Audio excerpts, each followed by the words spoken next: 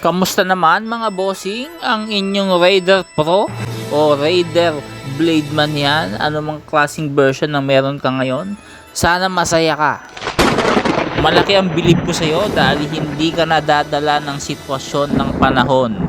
Kahit anong pambabash ng ilan sa motor na ito ay nanaig pa rin ang iyong sariling desisyon na mapasayo ang isang pinapangarap mong motor mula pa nung kabataan mo. Isang motor na talaga namang legendary, kilala ng lahat at maraming mata ang nakasubaybay sa motor na ito.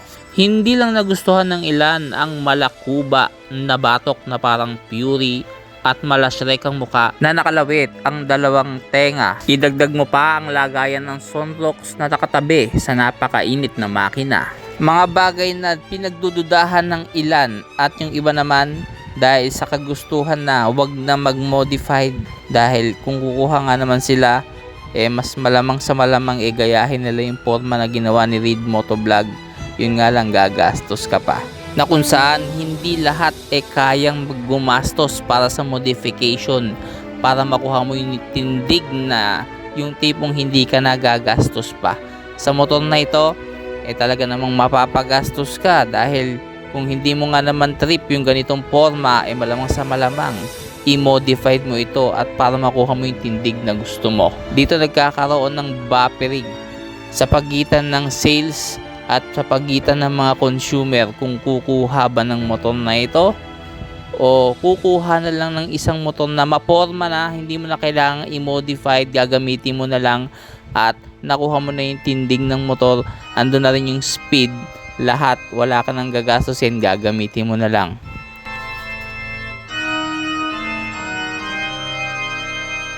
Pero para sa'yo na nakakuha na, congratulations, isa ka sa mga nalalabi o talaga nga namang hindi napagapi sa kagustuhan o hindi ka nagbabase sa sabi ng tropa mo na pangit yan o hindi nila trip, hindi yun, nanaig pa rin ng kagustuhan mo dahil dyan, isa ka ng tunay na legendary master. Yes, totoo ang pagkakarinig mo dahil kung mapapansin mo at tumingin ka man sa kalsada, bihira kang makakita nito at pag ganyan ang nangyaring sitwasyon na konti ang kumuha ng motor na ito, kayong mga nakabili, kayo lang po ang merong ganitong motor. 4 keeps na yan, baka mas tumaas ang value ng motor mo once na ma-phase out na yung ganitong motor. Alam mo naman, pag mababa ang benta ng isang item, madali pong nape-phase out yan at pinapalitan ng mas maganda pang version o mas magandang sabihin pinapalitan yan ng mas mabentang version kagaya ng Raider 150 Fi na mabenta kahit ngayon ay hinahanap pa rin po talaga yan ng mga Raider fans. Sa kasamaang palad lang sa panahon ngayon konti na lang po talaga at kung tumingin ka man sa mga kasa nito, bihira talaga siyang mabenta na kung saan na ikaw na nakabili, ikaw lang po ang may ganitong motor at pagkaganyan, distinct ang forma ng motor mo, wala kang kagaya, hindi mo na kailangan pa mag-modified dahil yung motor na yan, ikaw lang po ang meron. Kumbaga sa barangay nyo, ikaw pa lang ang may color TV na Sony na pag ganyan ang nangyari, lahat ng mata ng mga kapitbahay mo sa'yo nakatingin at sa'yo makikinood. At pag gusto mong ibenta, mataas ang market value. Siyempre, ikaw lang ang merong ganyan. Isa kang tunay na legendary magkaganon man ang mangyari na ma-phase out yung ganitong version at palitan ng mas magandang version o mas magandang tawagin nga naman na mas mataas ang benta o bumibenta, maging fast moving ulit na kagaya nung Raider 150 Fi na nagdala talaga ng benta ng Raider mula nung 2017 pa inilabas yon at hanggang ngayon wala na, ay hinahanap pa rin po. Hanggang kailan at hanggang saan mananatili yung ganitong version ng Raider?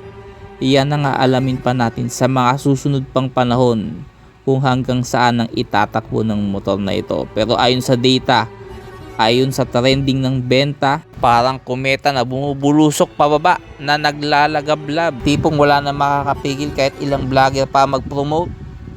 Kahit anong discount pa ang bigay mo, basta hindi nagustuhan ng tao, isa lang ang kahahantungan yan, ang pagbulusok.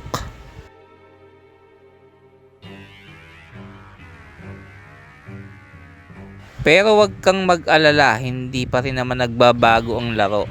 Ito pa rin ang tinatawag na King of Underbone. Once narinig mo yung tinatawag na King of Underbone, walang papasok sa isip mo kundi ang Raider 150. Alam mo yan, hindi na kailangang ipaliwanag pa bakit ang Raider 150 ang tinaguri ang hari. Kahit anong forma pa ang gawin nila dito, kahit umandar pa ito ng patalikod, King of Underbone pa rin.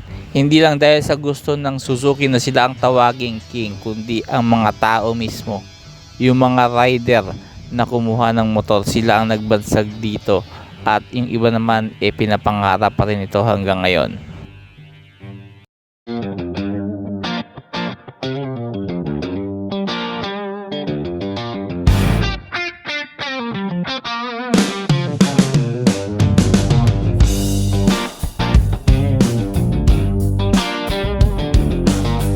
Lahat sisibakin,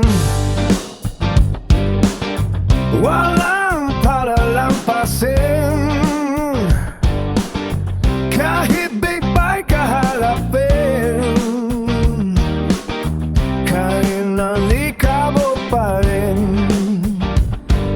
Sino ang tunay na hari? Underbone King, Raider 150 King. Pagsama-samahin man lahat, hari ng mga hari, Raider 150 King at Loyal Rider. Boss motto, there's always room for you to cry. My little lullaby, bye bye.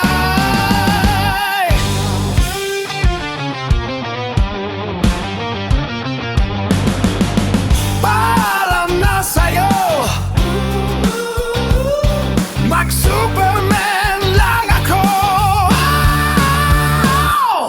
Raider 150 King, pagsama-samahin man lahat, hari ng mga hari, Raider 150 King at Loyal Rider. Boss Moto, Superman, Loyal Rider, Boss Moto.